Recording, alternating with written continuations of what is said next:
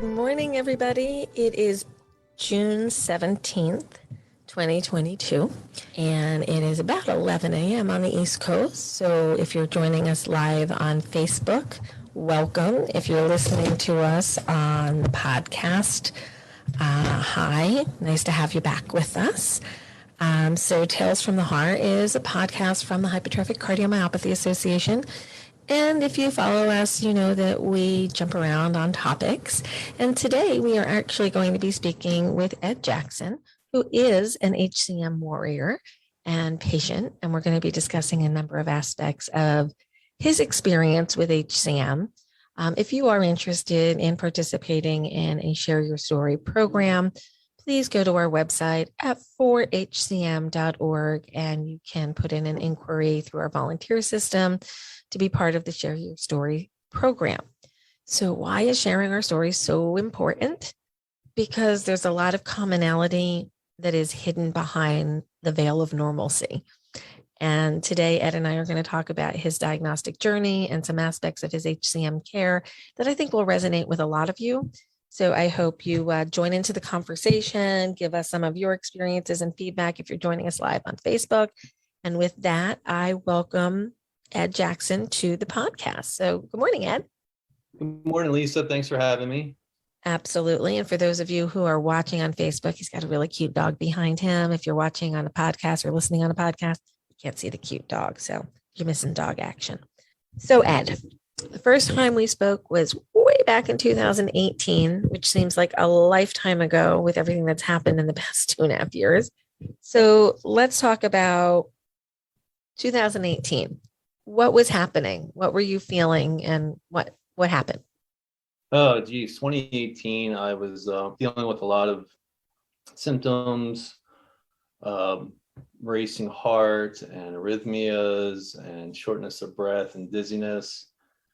And eventually, I was during a health screening at work, they detected a heart murmur.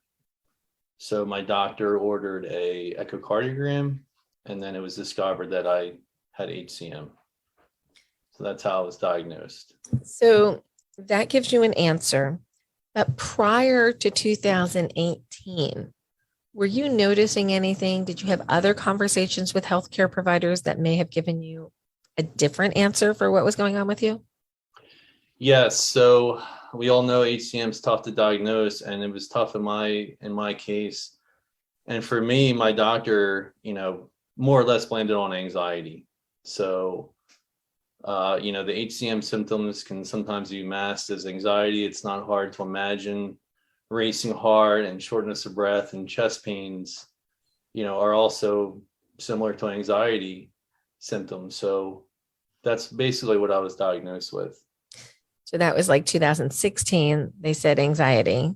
Yes. 2018. Oh, there's a murmur, hypertrophic cardiomyopathy. And was it clearer after your HCM diagnosis that the original diagnosis of anxiety may not have been 100% accurate? Yes, definitely. And I'm sure it's the same story with a lot of HCM patients. It's a long road to diagnosis. Anxiety is one of our most common misdiagnoses ahead of time. But I want to kind of stay in that anxiety moment for just a second, because the diagnosis of HCM itself can invoke and provoke anxiety among HCM patients. So did you notice any real anxiety after your diagnosis? And was it different than what they had told you was anxiety before? Yes, it's different because when you're first diagnosed, it's almost like a relief, because most HCM patients know that there's something wrong with them. They just can't pinpoint it. However, when you're diagnosed, now you're faced with living with a chronic disease that has its own issues. So it is another form of anxiety. It's different, but it is anxiety producing. I think people get confused with the two. Well, they told me I had anxiety, but I don't because I have HCM. But now I'm very anxious because I have HCM. And they can both be true, that the one was a mislabeling and the other is actually happening to you. So I just want to validate people out there who were told that it was in their head, not in their heart, found out that it was in their heart, and now they're in their head.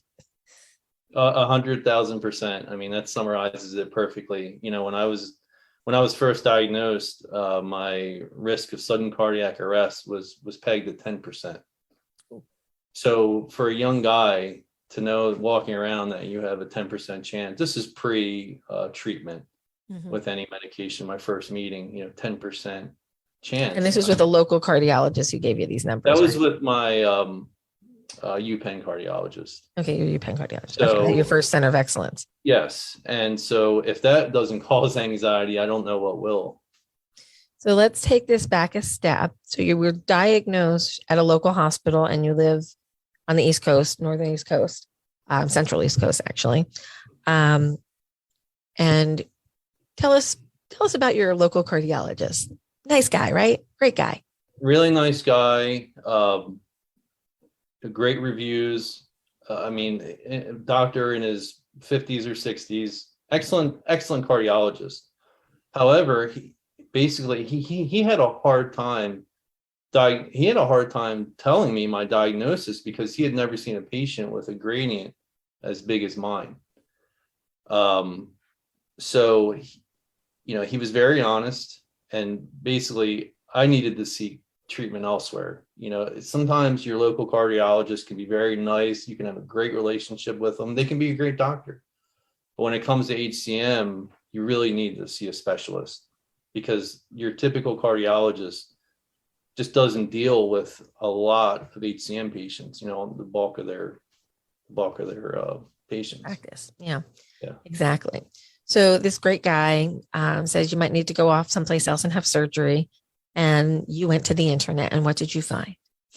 We found the HCM association on Facebook, which was a lifeline, because when you're first diagnosed, you have all these thoughts going through your head. I mean, it just rocks your world, and you need a support. You need some kind of support and information. So thank God I found the HCMA, which led me to talking to you, and which eventually led me to UPenn Center of Excellence. And once you got there, you're hearing about, okay, you might be at high risk for cardiac arrest. So anybody listening is like, well, he immediately ran out and got an implantable defibrillator, of course. But no, HCM is not that easy, because Ed looked in the mirror and said, I'm fine. I don't need this. That's a big step. And you didn't do it, did you? I did not do it. The doctors initially recommended that I have an ICD. But they did leave it up to me. It was my decision. I was hesitant to have an implantable. Most people just don't want a device implanted in their body. It's just that simple. You don't want surgery. And to that point, I had arrhythmias, a lot of arrhythmias, but they were all PVCs, or did I say that Premature right? ventricular contractions. Yes, PVCs. Benign arrhythmias for anybody who wants more information on arrhythmias. Exactly. Go back a few episodes ago and we did a whole talk on this. So programming note, sorry. Go ahead, Ed. So you were having PVCs and they weren't dangerous arrhythmias. Exactly. And so I didn't want it. Even though my risk was at 10% at the time, I thought I would be okay without one.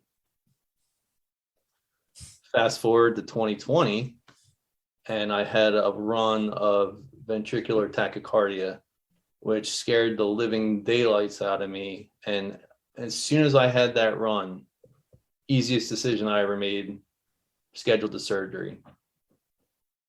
And had the surgery. How is life with the device?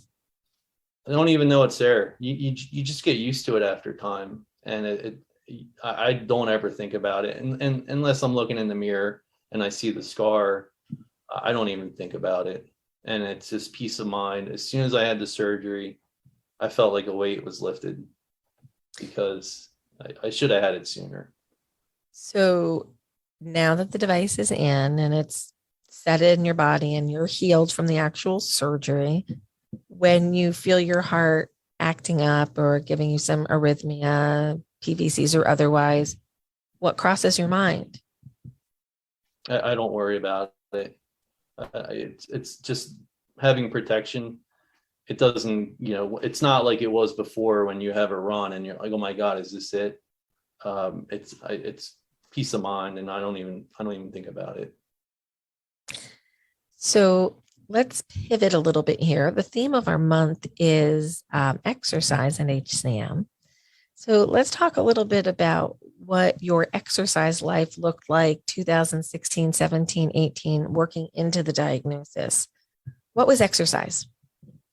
Well, I did work out hard. I've always worked out pre-diagnosis. And so I was working out hard pre-diagnosis. However, it was getting harder and harder and harder to work out. And, you look back and you say, there's so many red flags. Why would you continue to work out? You're having shortness of breath and dizziness, but it's just the little tricks you tell yourself. Well, maybe I'm just overweight, or it's just I'm stressed and it's my anxiety or my high blood pressure. You don't, looking back, it seems silly that I was working out when I felt so bad. And it's hard to explain because it is progressive. So it's slowly, for me, it slowly got a little worse. And, but looking back, you just say to yourself, my God, why was I working out like that when I felt bad? So when we talked earlier, you said coming into the diagnosis, you had done exercise a lot, but then vacuuming became exercise. Yes. So when it got to the point where I was diagnosed and my gradient, I think my initial gradient was pegged at 140, or I forget what it was, so high initially. So at that point, exercise was just unattainable at that point. I mean, just vacuuming would wipe me out. Just trying to change the sheets was an exercise. And things slowly got more difficult. So when you went to the Center of Excellence, we're going to get back to the exercise theme when we talk about what happened next. So you go to a Center of Excellence and you get evaluated. They tell you should have an ICD, and you're like, nah, we'll wait on that a little while. And that took a little bit.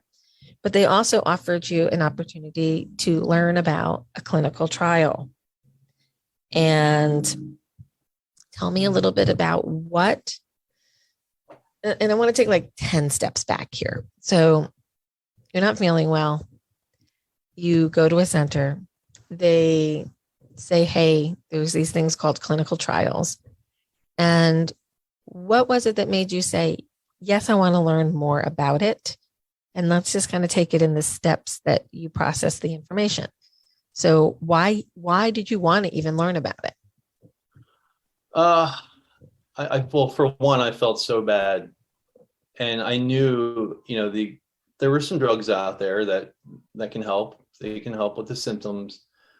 And I felt so bad. And when you start reading about this drug and you realize it's the first drug in its class, and it actually works at the molecular level, or and so when reading about it, talking it over with the doctors, talking it over with you and HCM people, group members, it just made it an easier decision. So it's definitely a decision that doesn't come easy, because I had to think long and hard about joining this drug trial. I mean, especially with the warnings of heart failure and, the warnings about your ejection fraction getting too low.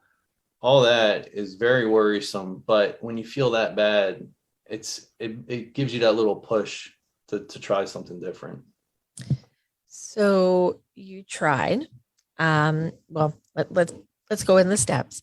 So you thought, you listened, you did your research, and you said, yeah, I'm going to try this.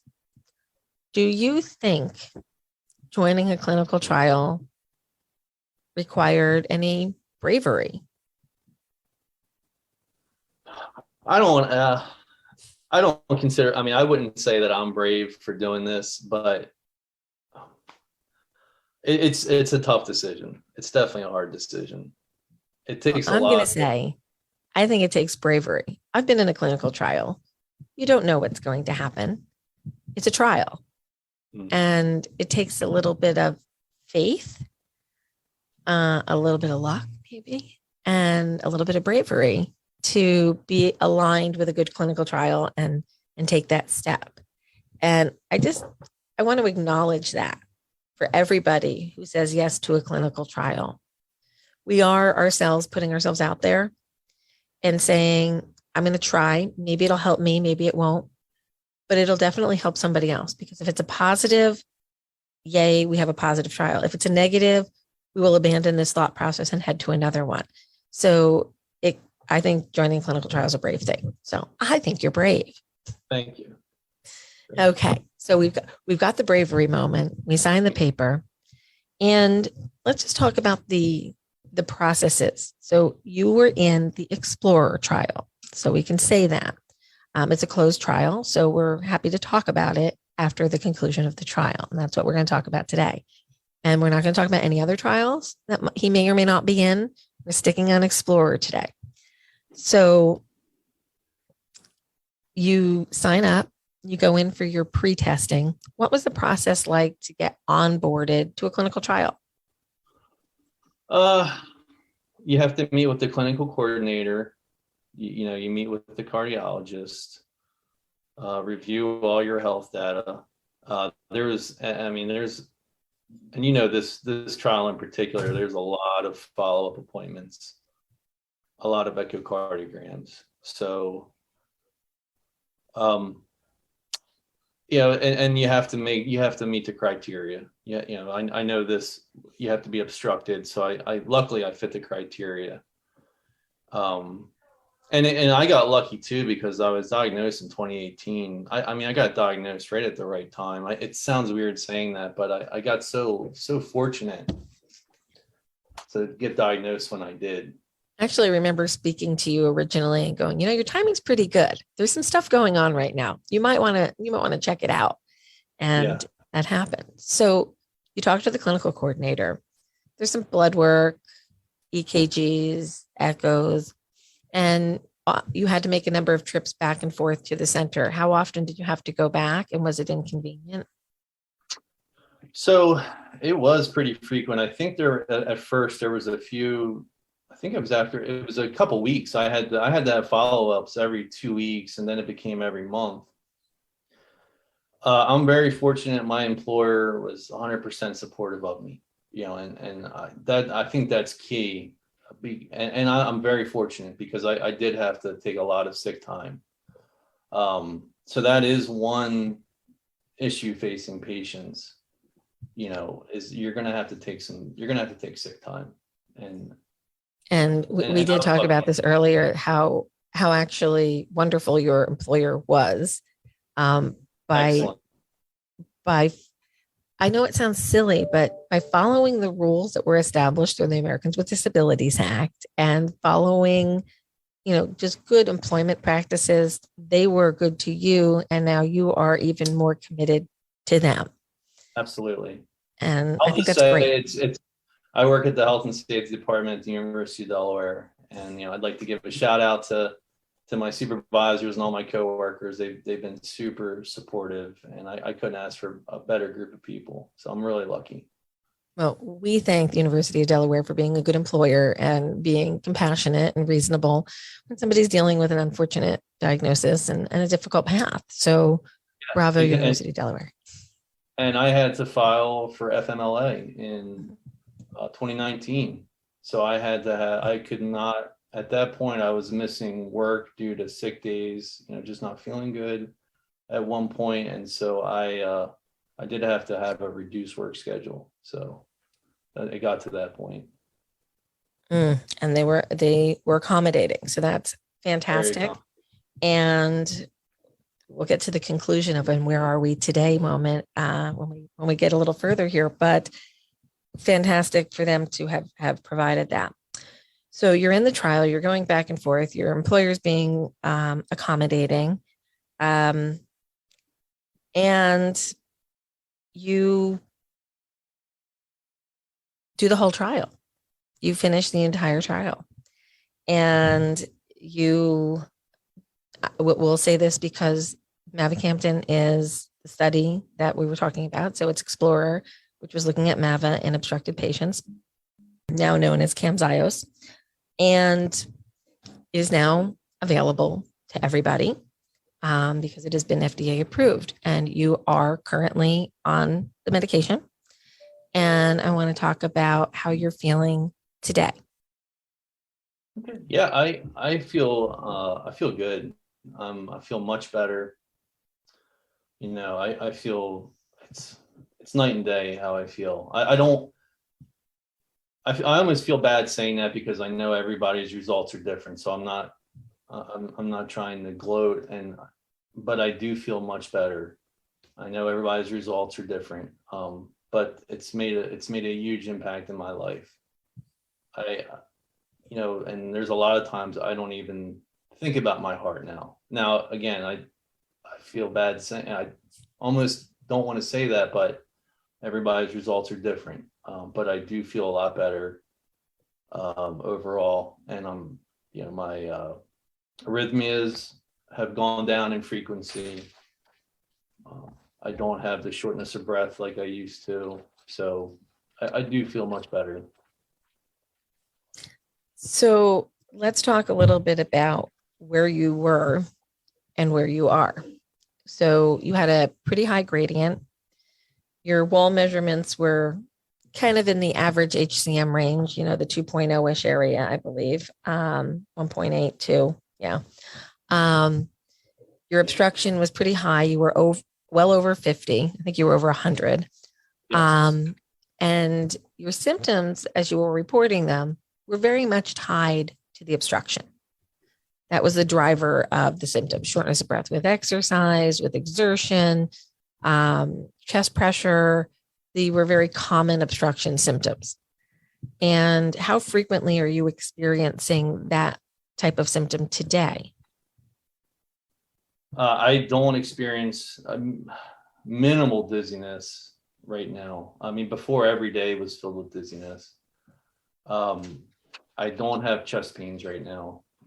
I don't have chest pains.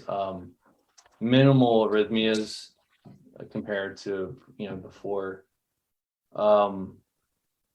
It's almost like night and day for me. So as a cautionary note here, there is not a lot of data about arrhythmias and mavacamten or Camzyos yet. We don't know what the global response is going to be there, but it's an anecdotal one-off that you're noticing less right now. So that's important. Yes. And I'm sure makes you feel a lot better. The ICD is there, but there's less arrhythmias, so that's making you feel better.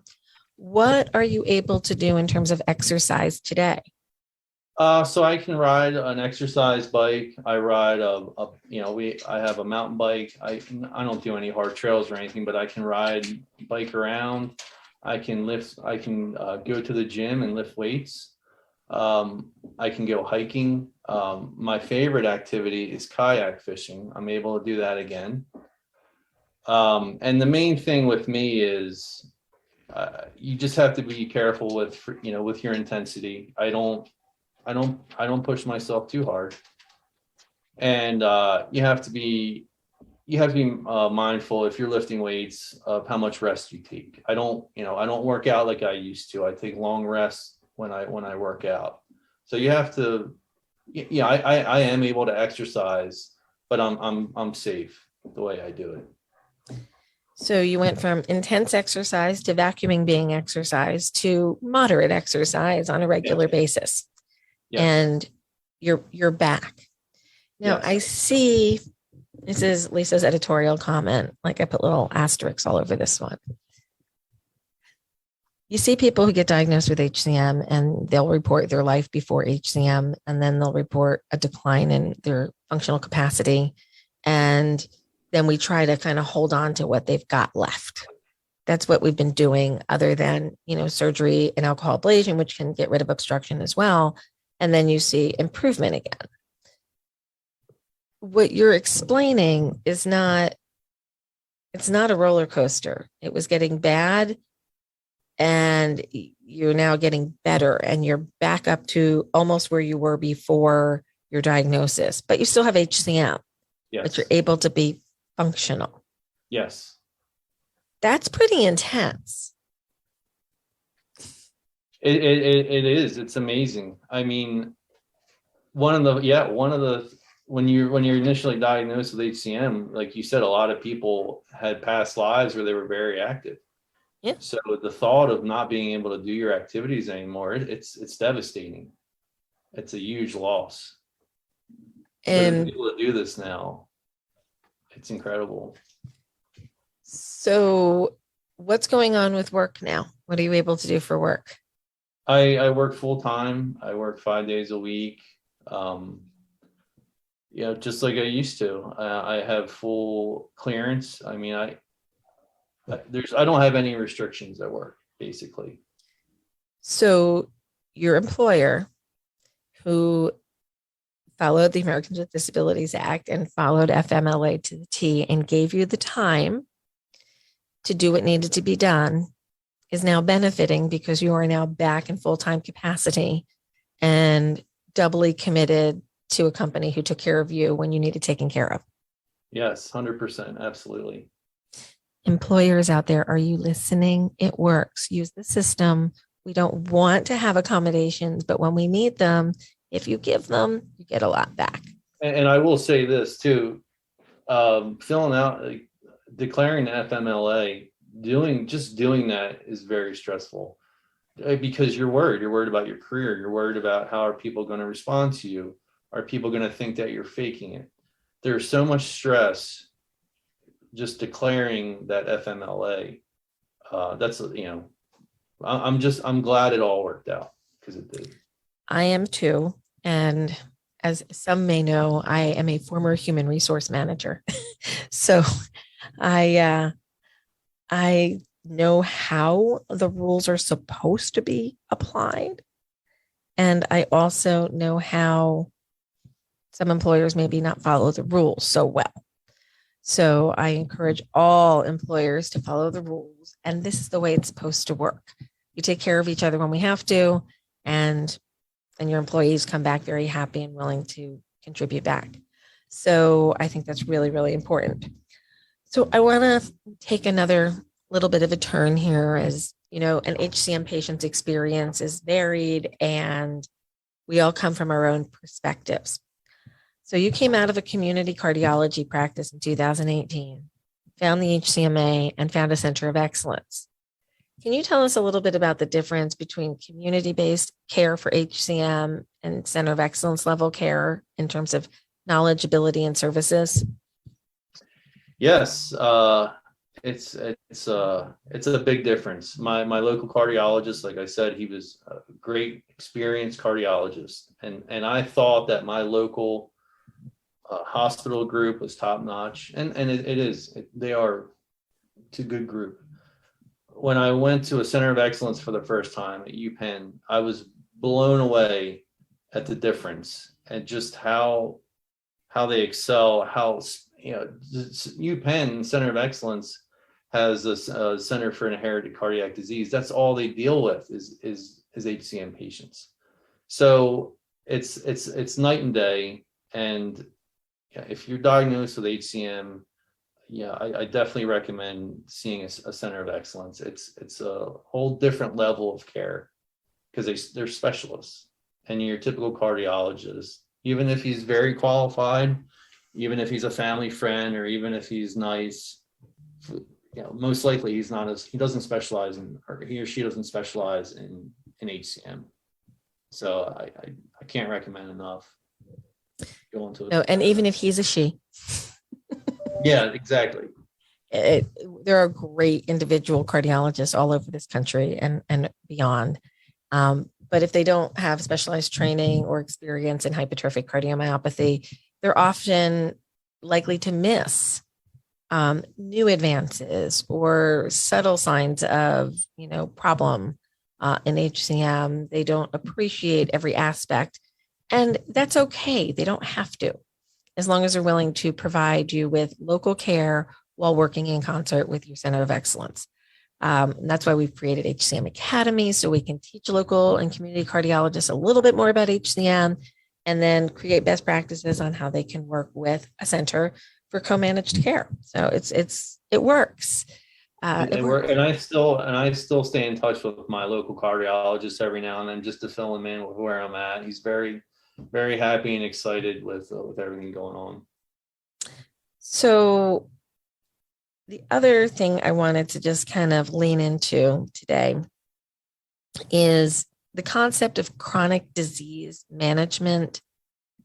And yes, you're feeling better now. And we're really happy for that. You're taking a medication that's working for you at the moment. Yay, let's hope it lasts for a really, really long time. But you have a chronic illness. And I just wanted to talk a little bit about what that means in today's world. What does it mean to you to be somebody with a chronic illness? I'm fortunate because I'm feeling better, but there is a lot of uncertainty when you have a chronic illness, especially like HCM. And so it's adjusting your life. It's dealing with, loss of some function. It's dealing with change, and it's dealing with anxiety, so there's a lot that goes along with living with a chronic disease, and it's the fear of the unknown also, and you're gonna have, you can't get rid of it. You have it for the rest of your life. So do you think about it in terms of physical function? Do you think about it in life planning, retirement planning, financial? What parts of your life does chronic disease impact? Well, it impacts all of it, honestly. I mean, life planning, just thinking about moving. Say I wanted to move somewhere. Well, I'm attached to UPenn now. I can't imagine being too far out of this area. I mean, for one thing, the thought of living in a very, I would love to live in the country somewhere when you think about it, but the thought of me being an hour or 2 hours from medical care, well, that's going to affect me. That's going to affect my planning of where I live. I have to be close to a good hospital. So that's one thing. Family planning, you have to think about, do you want to have kids? I mean, I don't have children, but it's a question you have to ask yourself, because you could potentially, it's a genetic disease, so your children could inherit it. There's a lot of questions. You have to have access to good medical care. So it does impact a lot of parts of your life. We're going to start leaning in a little bit more on doing some Medicare education and planning, because people who have private insurance don't really know what to expect when they get to that Medicare age, and the rule book changes and access changes and things change. So when you have a chronic illness, you really need to start thinking about that earlier and making those plans accordingly, so you can maintain your good healthcare coverage and not find out that all of a sudden, because you checked a box somewhere, you don't have that access anymore. So we need to help people understand that process as well and make it less anxiety provoking. So when you're planning a vacation, do you think about your HCM, and do you plan vacations around centers, or how does that work? So, well, because of COVID, previous to my diagnosis, I love to travel. I mean, we traveled to Europe a few times, traveled, through Central America and Mexico. And so now, I have to ask myself, would I go to those places now? Would I travel through Central America? It's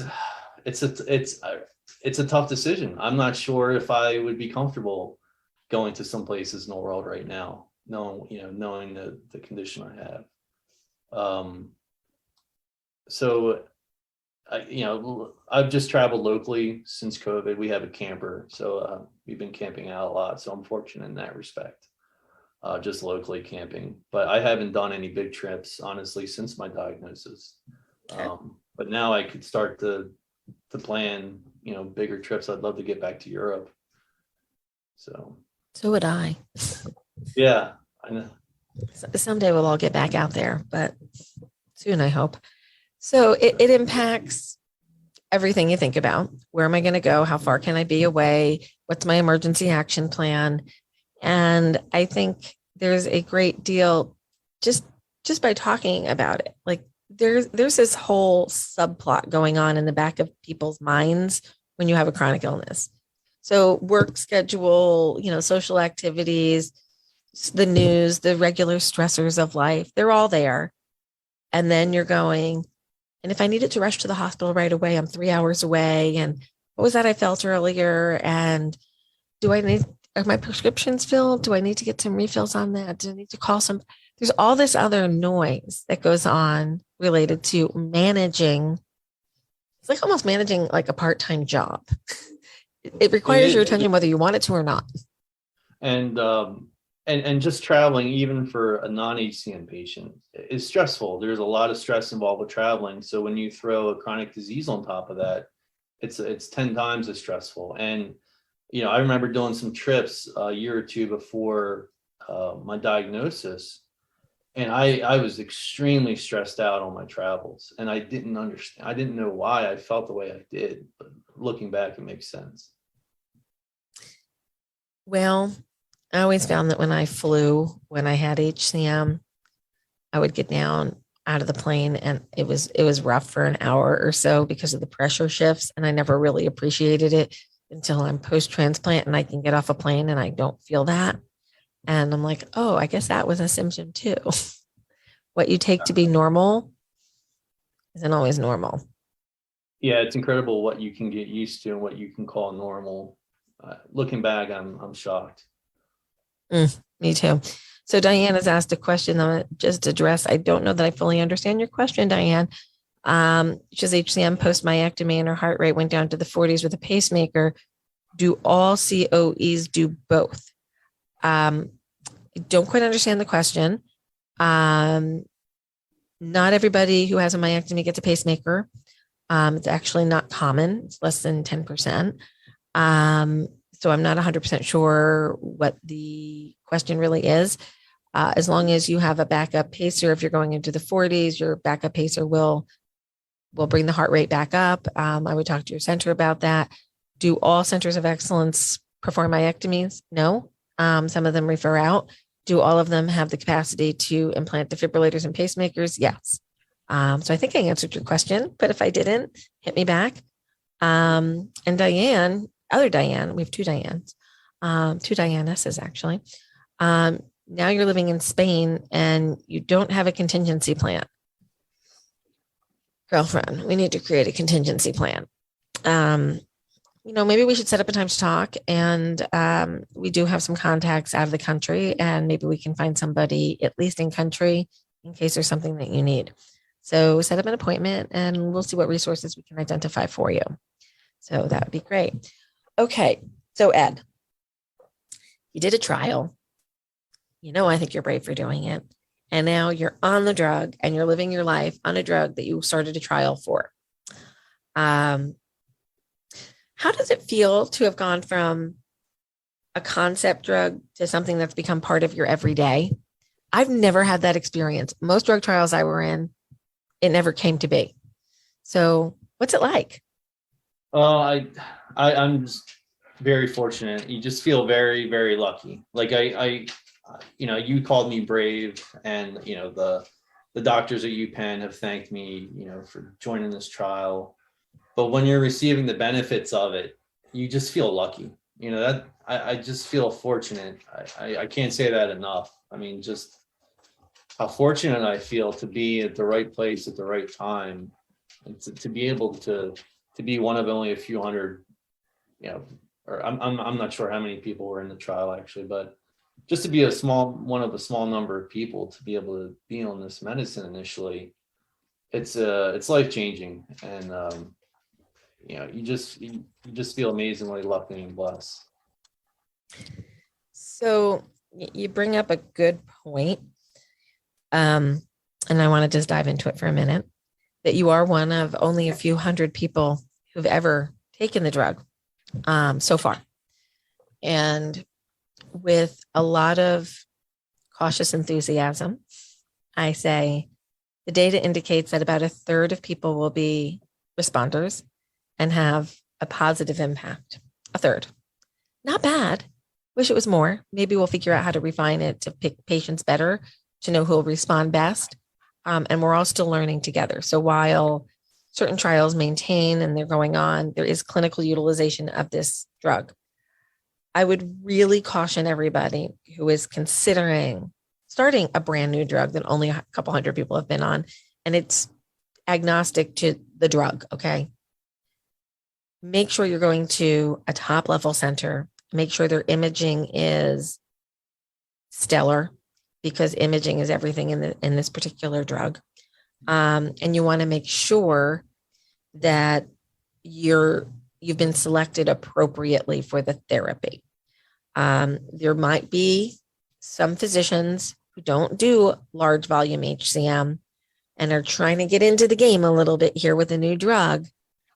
I would caution against that. I would caution that you should be evaluated and loaded for drug at a center of excellence and then managed at home.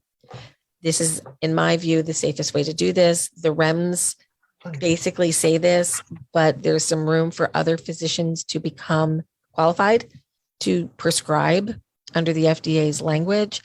I would just offer a little bit of a suggestion for caution, and that center of excellence care matters for patient selection. And if you want to have the highest likelihood of being in that 1/3 of responders, getting an evaluation by a center is probably a good idea. And now I want to talk about another part of this. And because, Ed, you were in the clinical trial, your experience with this part is going to be a little bit different. And that's the reimbursement issue. This whole issue is not lost on us, and the importance of reimbursement for a new drug. We know it's got a big price tag. We also know that there's patient assistance programs for the privately insured. We know that there are Medicaid patients who are going to be able to get it soon. And we know Medicare has its caps, and you're going to cap out on Medicare, which makes it cost prohibitive for some.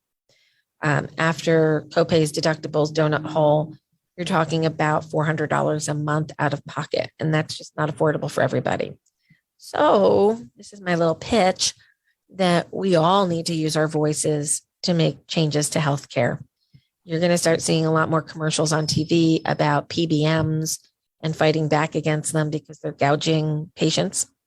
And I'm going to put some educational materials up about what a PBM is and how sick people end up paying for healthcare for others through this crazy system that we've decided to be legal. And if you don't understand what a PBM system is, stay tuned. I'm going to help you get educated on that. But basically, it doesn't do anything to help us, and it just drives the prices of drugs up, and people don't even know that it exists typically. So we have to make sure that there's a clear pathway for patients to get drugs that are affordable, and we need to continue the research to make sure that the drug is safe, no matter what the drug is. And we have to work together as a community to make the changes that we need to have happen. So you're going to hear a lot more about that from the HCMA and some of the partners that we're working with. So I'll get off my soapbox now about reimbursement and cost.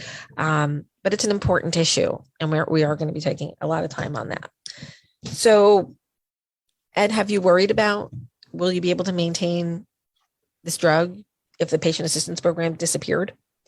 Yeah, it's definitely a little worrisome. I'm not trying to think that far down the road, but hopefully over the, I know you've done a lot of work behind the scenes, so hopefully down the road it's not even an issue.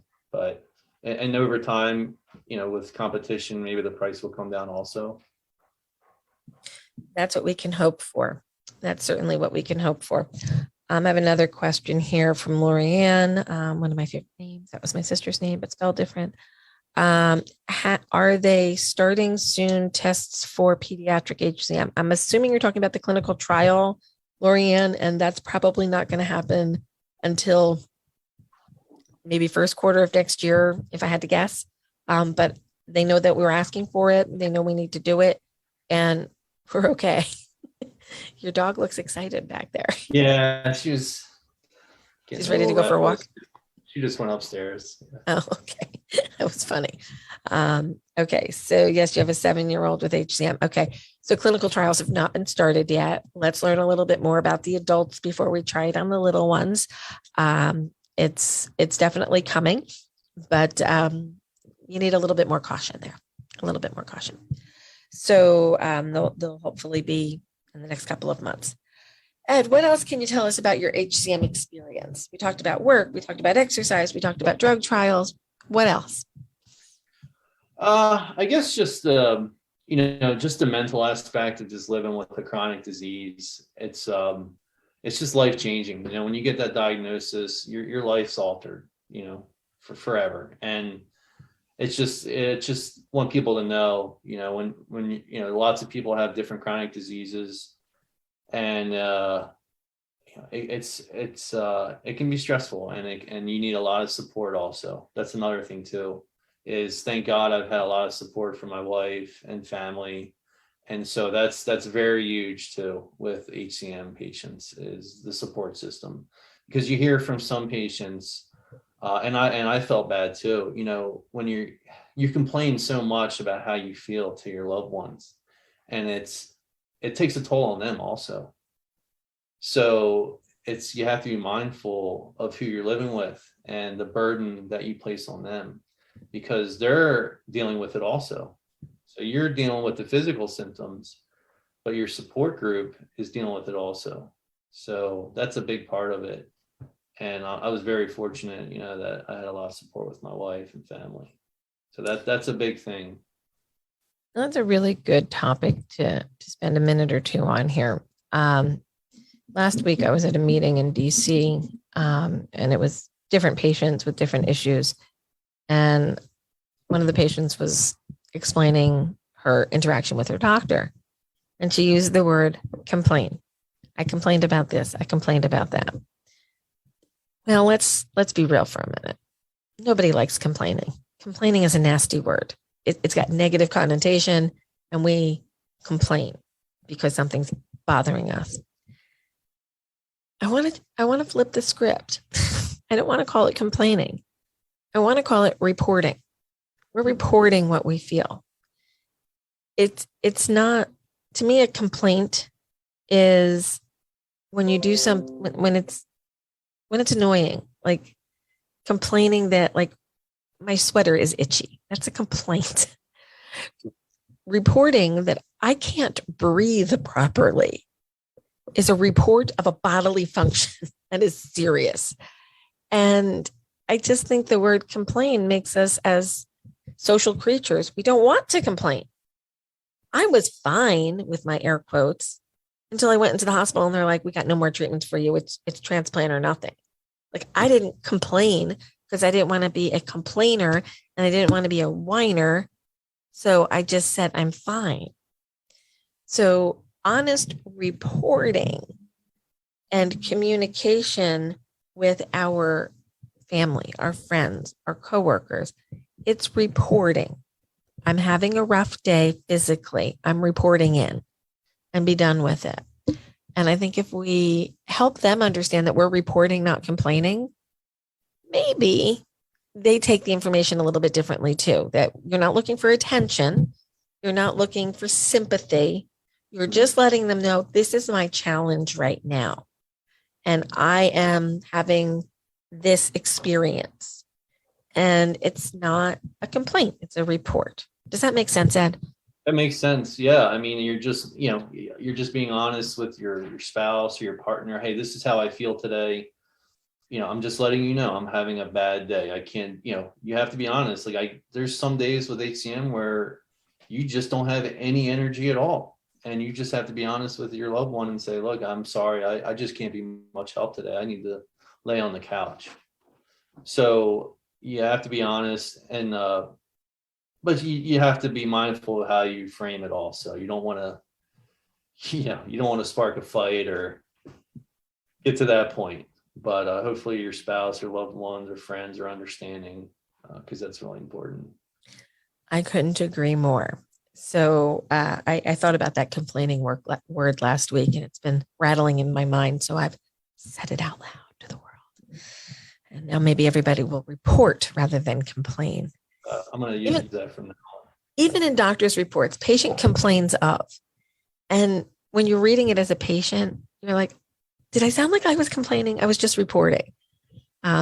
So maybe reports. Yeah, it makes you look bad. It's like, I'm just letting you know how I feel. I'm not complaining.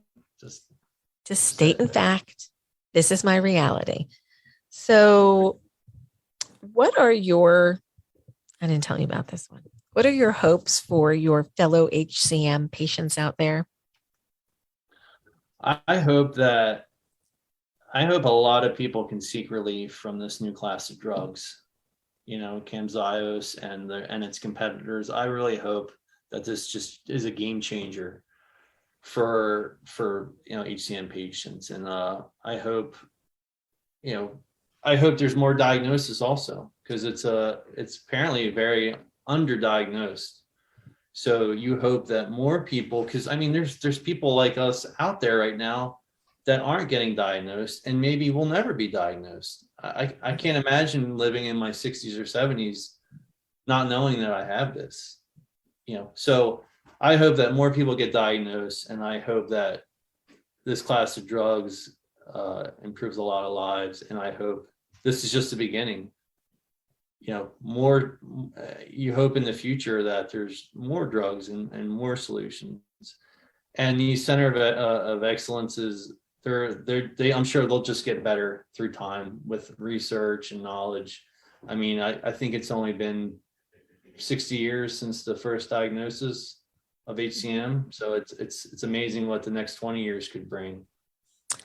Yes, and the first patient ever diagnosed with HCM was with us until January of this year, and he was in his mid-80s when he passed away. So he was 20-something diagnosed, and he had the full run. He did the whole race. That's amazing. Which is pretty amazing. We all should be Claude. Claude Brady was his name. And if you ever see me post, be Claude Brady. He ran the whole race. Okay, so we're going to wrap up with you in just a minute. And I just have a couple of comments and announcements because of the date. And there's two things that are significant about this time period on the calendar. First of all, it's the first year that we as a nation are celebrating Juneteenth, sorry. And I think celebrating is the wrong word. I think commemorating is a more appropriate word. And I want to be cognizant of its meaning. And, we're all kind of learning some new chapters of history that were not quite elucidated during our education in the 60s, 70s, and 80s. And I'm glad that we're correcting that oversight. And for those who are unclear, and I'm probably not a scholar here, so I'm going to tell you how I understand it, that we obviously know slavery was abolished in this nation, but we didn't have the internet and we didn't have ways of communicating to everybody quickly that the change had happened. So it took a number of years for everybody to be informed that slavery was no longer legal and that they were free.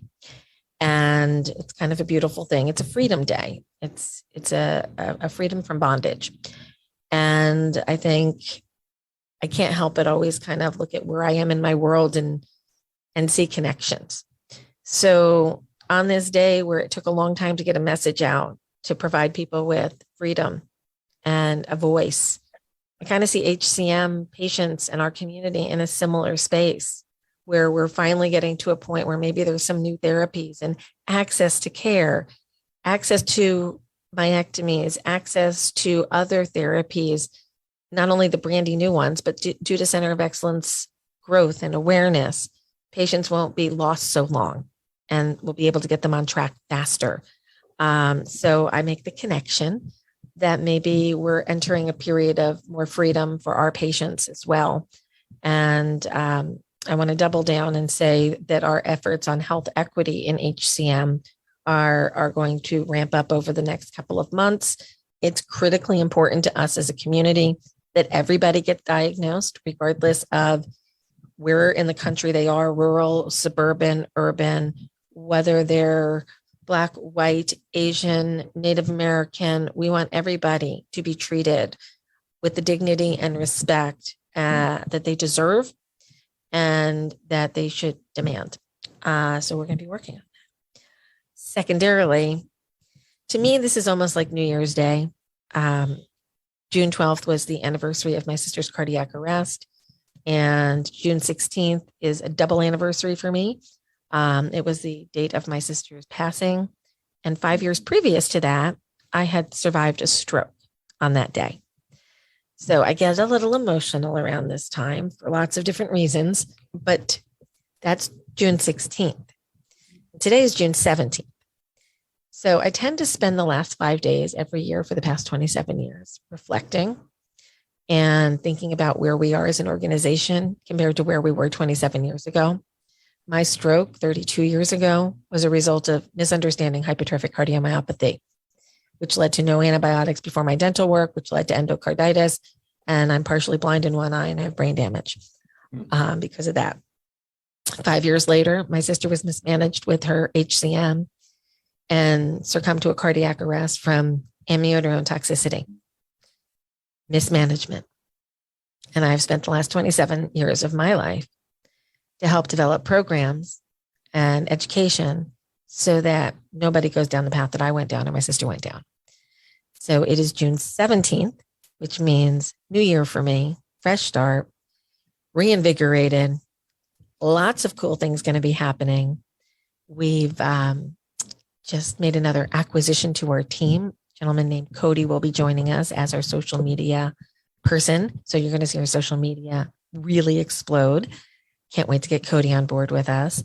And we have so many new medical education partners coming up. We're going to be doing a great new project with the American Heart Association. Lots of good things are coming to HCM, people.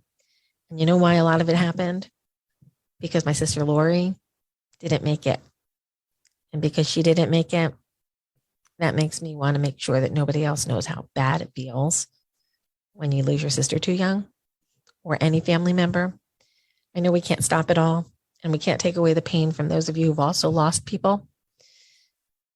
But I'm committed to the cause for another 27 years or so. And we'll all grow this together. So I encourage you all to sign up as volunteers so that we can help get the HCM Act passed in many states. And that you come on and share your story like Ed did with us here today. Ed, any final thoughts? This is your moment. No, just thanks again for everything you do. Thanks for getting me involved with the UPenn Center of Excellence, which will and the drug trial. So thanks a lot. You've made a huge impact in my life, and thanks for everything you do. And hopefully, we start to see a new era and get a lot of relief for a lot of people with HCM. And thanks a lot for having me on. Oh, it's our pleasure. And okay, so for anybody who's considering participating in Share Your Story, was it stressful? Was it fun? Tell the dirt. It was stressful and fun. Yeah, a little stress. My first podcast, but it was fun. Good times. And good. I'm glad I did it. It's a nice little conversation, and maybe a couple thousand people will listen to us at some point and maybe take a little word of wisdom away from this. And I think if there's any big take-home messages, is it's okay to be brave and admit that you're brave. It's okay to admit you need some support from your family members. It's okay to be nervous about a therapy. And maybe you should have listened a little sooner on the ICD thing, but maybe not. Yeah, definitely get the ICD as soon as possible. That's a huge takeaway. Yeah, fantastic. Ed, thanks for joining us today, and thanks for everybody who's listening on Tales from the Heart.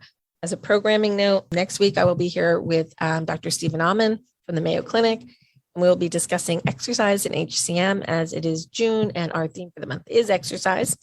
So we'll be talking a little bit about shared decision-making and making sure that you have a good plan for yourself and how to communicate with your healthcare provider.